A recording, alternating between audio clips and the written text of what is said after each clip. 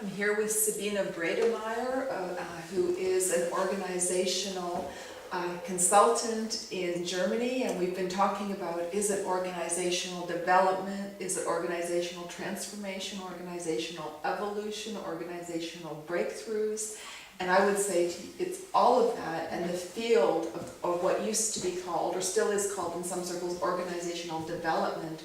I think that there's a leading edge, there's pioneering work of it being a rapidly changing field. And as we're entering new levels of consciousness and as we're understanding more about that the old patterns of organizational development that were taught long ago and were quite useful in terms of when you develop something, you unfreeze an organization from the previous state of being, you create a vision of where they can go as an organization, and then the theory was then you refreeze the organization at the new paradigm or the new way of operating.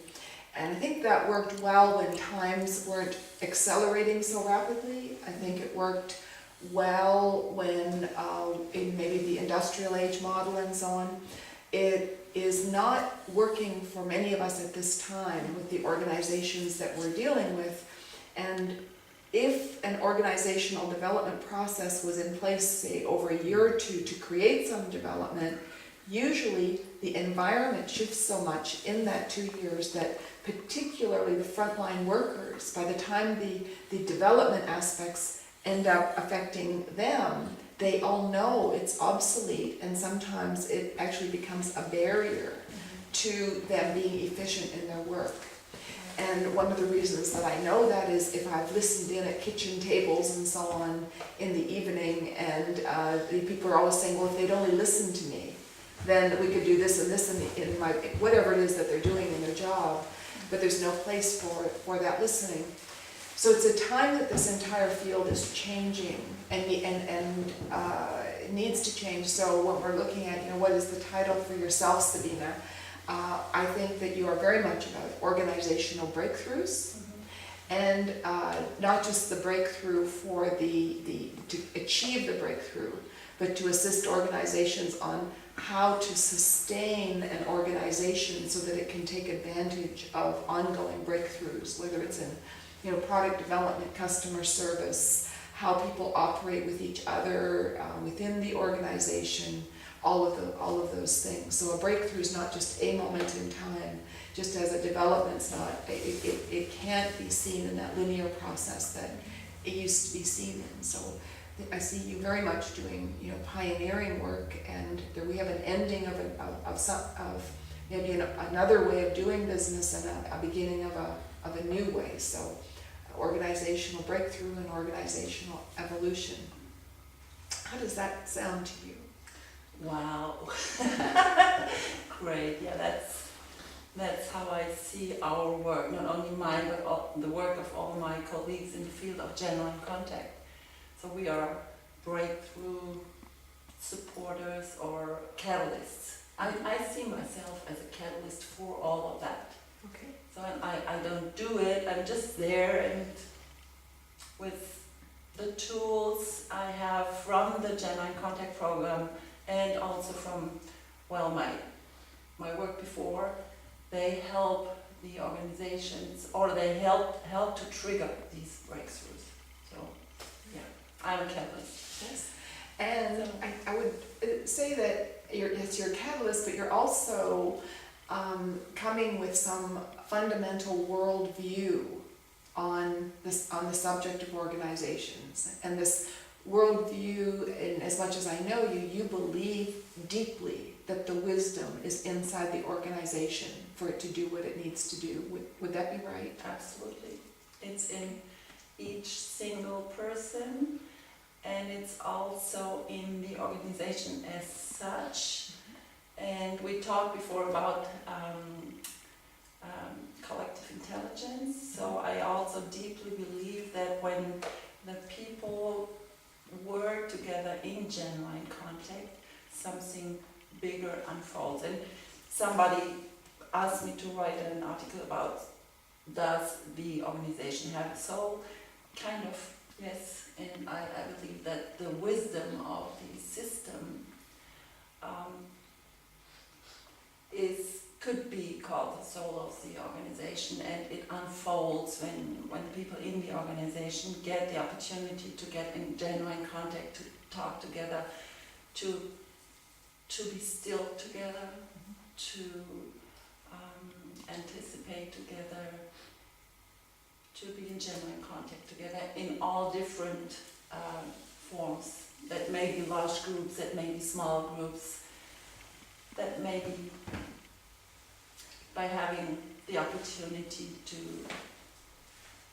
imagine, and I really like to offer my clients this idea. Imagine you have people in your organization who need nature to be creative. Mm-hmm.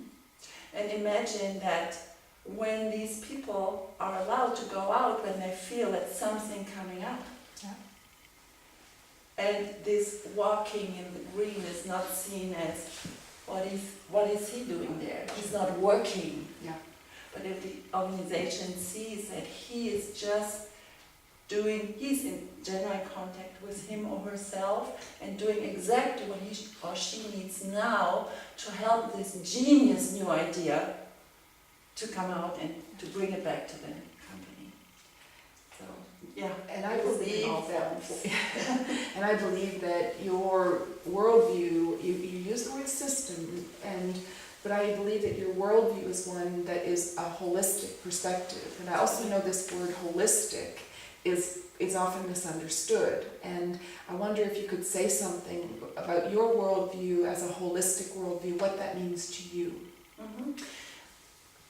During these days here in the workshop, I learned that the word holistic in English means something else than in German. Or yeah. Well, our colleague Dick from the UK told me that holistic is a very normal word in English. It's like the whole, yes, everything. And if you say holistic in English, it's like everything you can see. Yes. Okay. See and feel, and Yeah. the whole, Yeah. which it includes a system, but is not equal to a system. It's a whole. Yes. Yes, and I wondered if a native speaker speaking English or American English understands whole as what you can see and hear, and so if you use it in German, the word holistic, it's very unusual. Oh, okay. Yeah, I mean, the word exists, but you don't use it, usually. So that's why I always have to explain it. People don't take it for, how do you say, they have to ask what I mean by it, because it's not a German word, so I explain whole is more than whole. Holistic is more than, we say ganzheitlich, and I suppose that ganzheitlich in German is the same like in English the word holistic.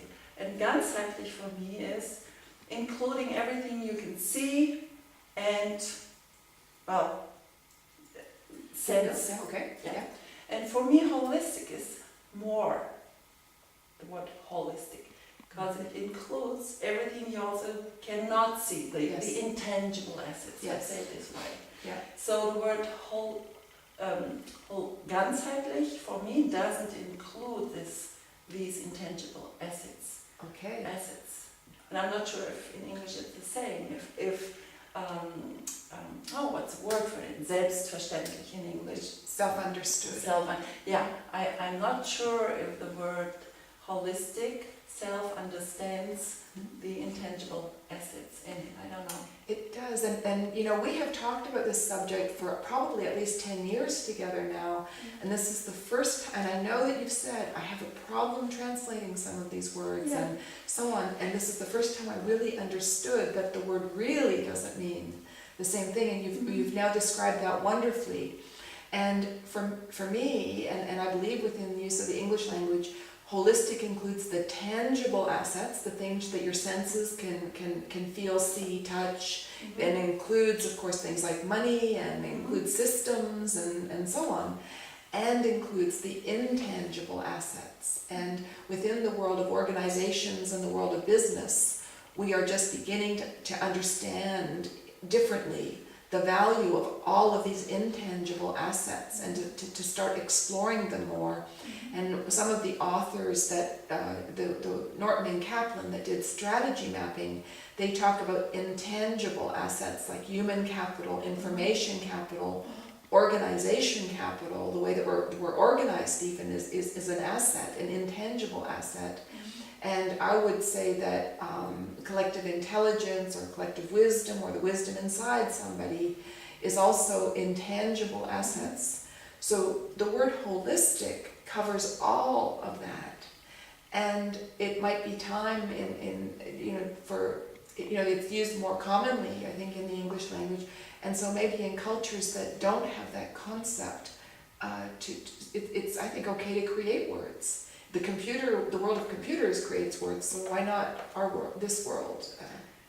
I'm not sure if here's not a misunderstanding. Okay. What I mean is that the word holistic, when I use it in German, holistisch, includes all of that. It does for me. include, okay. But we usually don't use that word. It's not a word that's used in German, usually. So if I introduce myself as a holistic consultant, for example, people are like, what do you mean? Very strange, esoteric, what is it? Yeah. So in German it's new. So, and I stand for it. I stand for all of that because I work with all of that. And it has another aspect for me. And it's possible that some organizations wouldn't like that. But it has also a little bit the aspect of holy. Holistic, holy in English. So, and that for me is the aspect of the aspect of the genuine contact. Being in connection, feeling somehow that I'm really connected to you, feeling the oneness with all that is. And when I work with the tools of the Genuine Contact program, they are designed to include all of that. And that's why this is really holistic work for me, in the very meaning how I described it now, including this aspect of oneness. So if we actually think about a sports team that's in what they call the zone, that's safer wording. They're in the zone with each other. And that way, if they have a ball that they need to play with, they each somehow know what the other's going to do. They're in a zone, and you know when they're in that zone that they're going to achieve something amazing. And that could be seen as a sacred zone or a holy zone. It could be, I guess, depending on different belief systems, different worldviews, but there's some kind of zone we get into. When you and I are in genuine contact with each other, there's a zone, and all else falls away in that moment because there's just the contact. And out of that we can create something amazing, maybe that's never been created before. And so how do we then, have that feeling, that zone, that innovation and so on within the organization, not just as a 1 in 10 years event, but as an ongoing event, not event, but as an ongoing way of operating. And so both you and I are believing that a holistic approach and a worldview that a holistic approach is beneficial is a useful worldview to come from in terms of the futures that we want to create. Absolutely. Great. Sabine, thank you very much.